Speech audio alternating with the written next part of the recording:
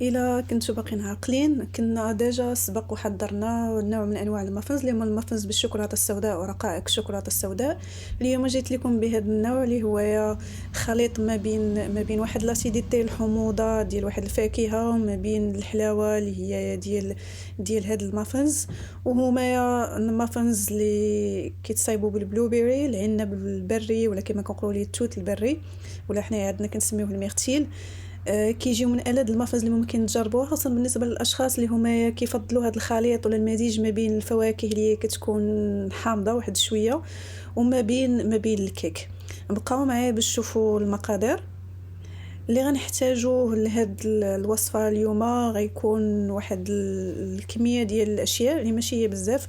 غنحتاجو تقريبا 300 غرام من الميرتيل توت البري البلوبيري.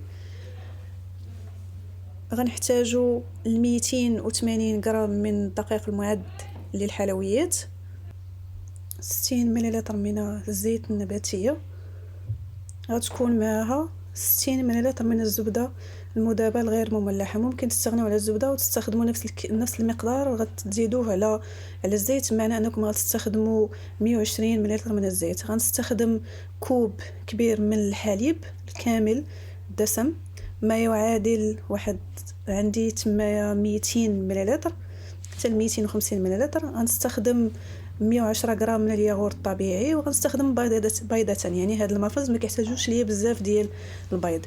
غنستخدم 125 غرام من السكر حبيبات. هنا دي قشرة حامضة وحده مبشوره، وعندي 2 معالق ديال المائدة من عصير الحامض. هنا عندي نصف ملعقة شاي من بيكربونات الصودا المعدة للطهي، مع 16 غرام من الخميرة الخاصة بالحلويات، ما يعادل كيسين من الخميرة. غنستخدم ربع ملعقة شاي من الملح، وآخر مكون هو ملعقة شاي من مستحضر الفانيلا. هادو هما العناصر تقريبا اللي غنحتاجهم لإعداد المافنز بالعنب البري. شيء غنقوم به وغناخد الاناء اللي غنقوم بالتحضير ديال الخليط فيه. غنوضع فيه بيضتين، غنضيف عليهم سكر حبيبات، غنخلط جيدا مع ربع ملعقة شاي من الملح وملعقة شاي من مستحضر الفانيلا. غنضيف هاد العناصر كامله، غنحاول نخلطها جيدا حتى يبان لي بان داك السكر حبيبات بدا كيذوب مع البيض. مني غنشوفوا بانه بدا كيذوب، غنقوم باضافه العناصر الاخرى. اول شيء غنضيف الحليب الكامل الدسم اللي غتكون عندي منه 250 مليلتر. غنخلط العناصر جيدا، وهنايا كاع ديك الحبيبات اللي هي ما دايباش ديال السكر غتذوب لينا ملي غنضيفوا هاد السوائل. غنضيف الزبده مع الزيت،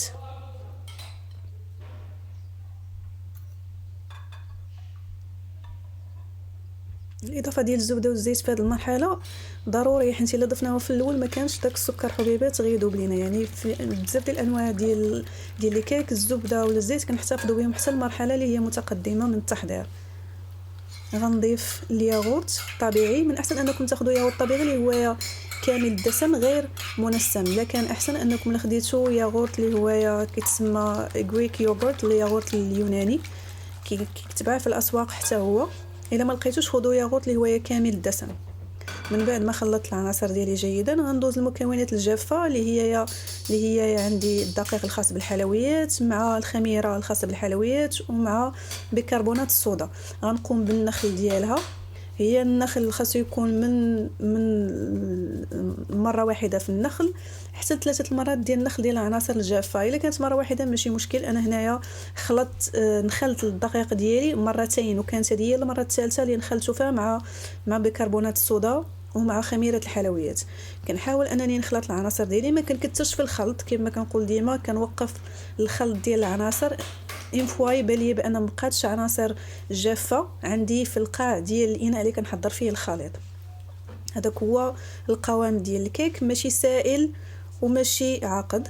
كنضيف القشور ديال الحامضه المبشوره مع ملعقتين كبيرتين من عصير الحامض، وغنخلط هاد العناصر.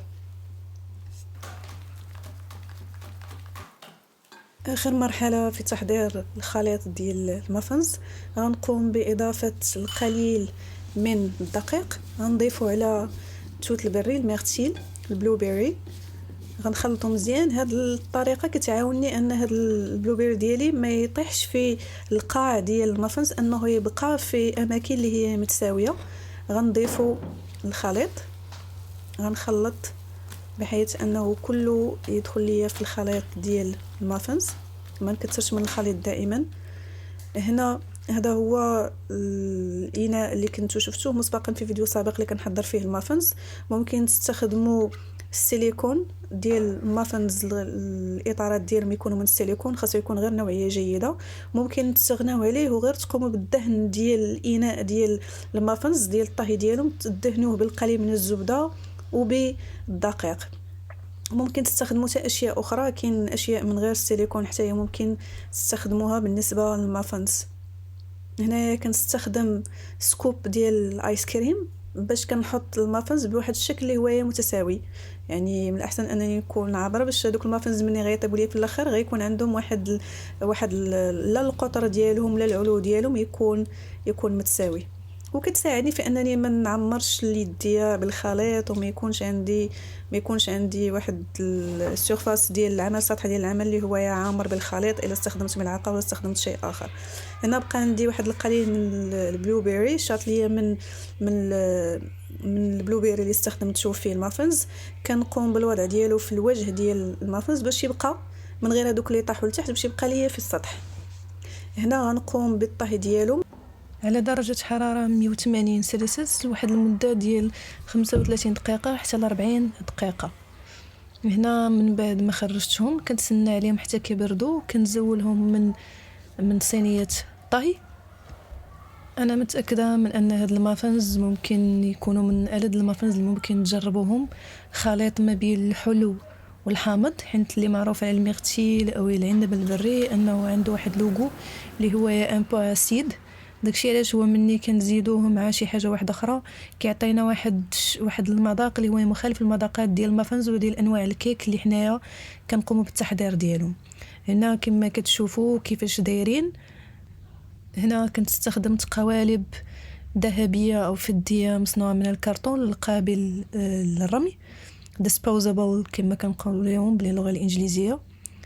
تاهما كياخذوا واحد المنظر جميل واحد الرونق. ما نعاودش لكم على المذاق ديالهم واللذه، سيرتو بالنسبه للاشخاص اللي موالفينش ياكلوا هذه الفاكهه ممكن ياكلوها في كيك.